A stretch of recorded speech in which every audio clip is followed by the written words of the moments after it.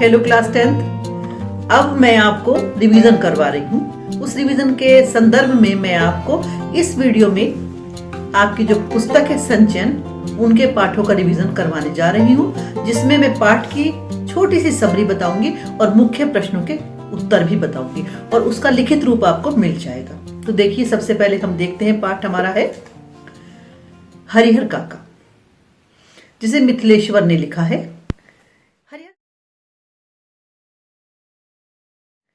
हरिहर काका जो पाठ है उसकी मुख्य बातें मैं आपको बताती हूँ। हरिहर काका और लेखक बहुत अच्छे दोस्त थे। हरिहर काका ने लेखक को बचपन में बहुत खिलाया क्योंकि उनकी कोई संतान नहीं थी।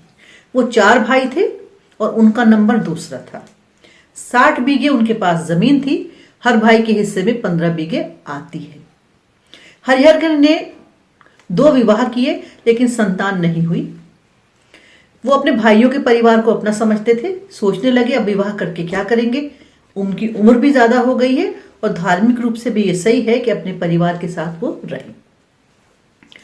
परिवार के लोग भी उनका बहुत ध्यान रखते थे, महिलाएं भी बहुत ध्यान रखती थी, लेकिन ये सब दिखावा मात्र था। वास्तव में सबको उनकी जमीन का लालच था। ये बात उनको पता चल गई जब एक बार उनके भतीजे का दोस्त गांव आया। उनको लगा घर में अच्छा अच्छा खाना बनेगा, उन्हें भी मिलेगा। कुछ दिन की बीमारी के बाद वो उठे भी थे, लेकिन ऐसा हुआ कि महिलाओं ने अपने अपने पतियों को खाना खिलाया, मेहमान को भी खाना खिला दिया और उनके बारे में किसी ने नहीं पूछा। वो प्रतीक्षा करते रहे कि खाना अब मिलेगा तब मिलेगा, लेकिन खाना नहीं आया। जब खाना नहीं आया तो अंदर जाकर उन्होंने खाना मांगा कि उन्हें खाना मिलना चाहिए। तो बचा कुचा वो भोजन उनको दे दिया गया जो कि मेहमानों को और घर वालों को नहीं खिलाया गया था। उन्हें बहुत गुस्सा आया और उन्होंने उस थाली को फेंक दिया। उनके पास ठाकुर बाड़ी से कोई सज्जन पधारे हुए थे। थाली के गिरने की आवाज उन्होंने सुन ली और वो फौरन ठाकुर बाड़ी चले गए। वहां से महंत जी आए और हरिहर को अपने साथ ले गए। उनकी बहुत खातिर की, उनको बहुत अच्छे से रखा, अच्छा सा भोजन उनको करवाया और ये समझाते रहे कि जितनी भी उनकी संपत्ति है वो सब ठाकुर बाड़ी के नाम अगर वो लिख देंगे तो इससे उनका इहलोक और परलोक दोनों समझ जाएंगे। वो भी इस बात को बहुत ध्यान से सुनते रहे और मन में कई बार आया कि ऐसा कर दे, लेकिन फिर भी उन्होंने सोचा कि भाई भी तो मेरे अपने हैं और भाई का परिवार भी मेरा अपना है, तो उन्होंने ऐसा नहीं किया। भाइयों को जब पता चला कि वो ठाकुर बाड़ी चले गए, भाई उन्हें लेने आए, लेकिन महंत जी ने कहा कि हरिहर कई दिन की बीमारी के बाद उठे हैं, यहां पर रहेंगे तो उनका मन थोड़ा बहल जाएगा। भाई उनको छोड़कर चले गए, लेकिन सुबह सुबह उनको घर लेकर चले गए।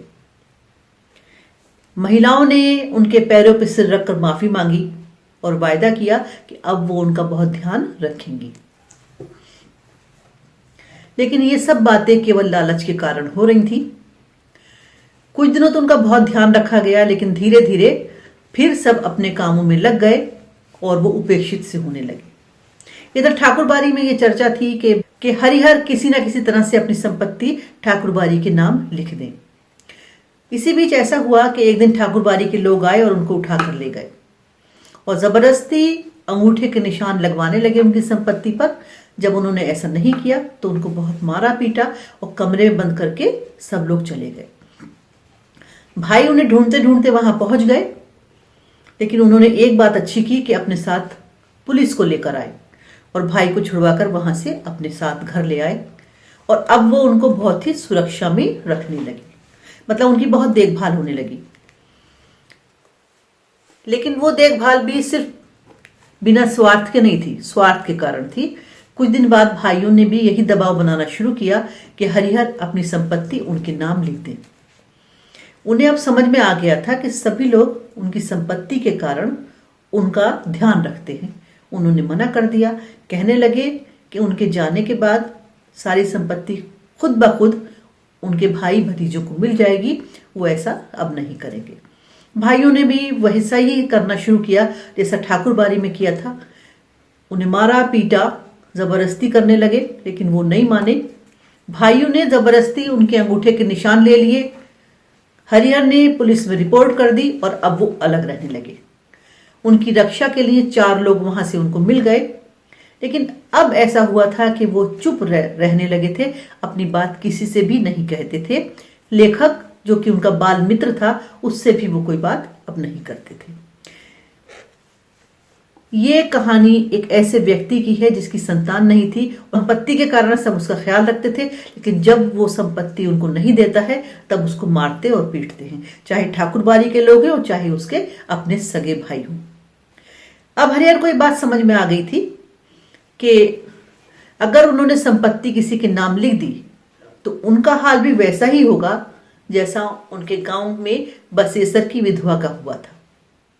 उनके पैसों पर जो उनके रक्षक थे वो खूब मौज उड़ाते और अब उन्होंने हर चीज से मुख मोड़ लिया था। ये हरिहर की कहानी हो गई। अब इसके मुख्य प्रश्न मैं आपको बताती हूं, जिसका लिखित रूप भी मैं आपको दूंगी। देखिए प्रश्न नंबर 1, कथावाचक और हरिहर काका के बीच क्या संबंध है, इसका क्या कारण है?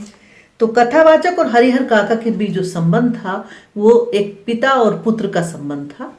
हरिहर की कोई संतान नहीं थी, लेकिन लेखक को उन्होंने बहुत ही प्यार से पाला पोसा।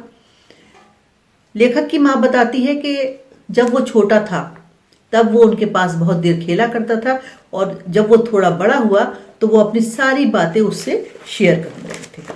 दूसरा प्रश्न इसका, हरिहर काका को महंत और अपने भाई एक ही श्रेणी के क्यों लगने लगे? तो देखिए, जैसा हरिहर काका के भाई कर रहे थे उनके साथ व्यवहार, वैसा ही महंत जी के लोगों ने भी किया। तो दोनों ही लोग जो थे उनकी संपत्ति के कारण उनका ध्यान रखते थे और उसी के कारण उनसे जबरदस्ती अंगूठे का निशान लगवाना चाहते थे। लेकिन जब वो नहीं माने तो दोनों ही तरफ के लोगों ने उनके साथ बुरा व्यवहार किया और मारपीट की। प्रश्न नंबर इसका नेक्स्ट, हरिहर काका को जबरन उठा ले जाने वाले कौन थे? उन्होंने उनके साथ कैसा बर्ताव किया? हरिहर को जबरदस्ती यानी कि जबरन उठा के ले जाने वाले लोग जो थे वो ठाकुरबाड़ी के थे। वो उनको वहां पर ले गए, जबरदस्ती अंगूठे के निशान लेना चाहे। जब वो नहीं माने तो मारा पीटा और कोठरी में बंद करके उनको वहां से भाग गए। हरिहर काका के मामले में गांव वालों की क्या राय थी और उसके क्या कारण थे? हरिहर काका को लेकर गांव वालों में 2 राय बन गई थी।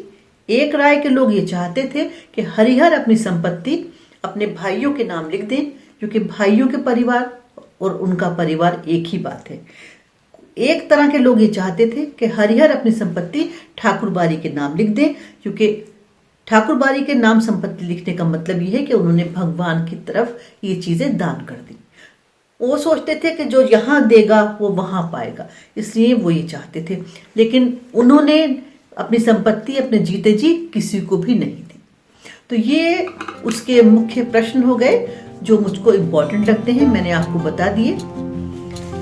वीडियो के अगले भाग में मैं आपको संचयन के बाकी लेसन बताऊंगी।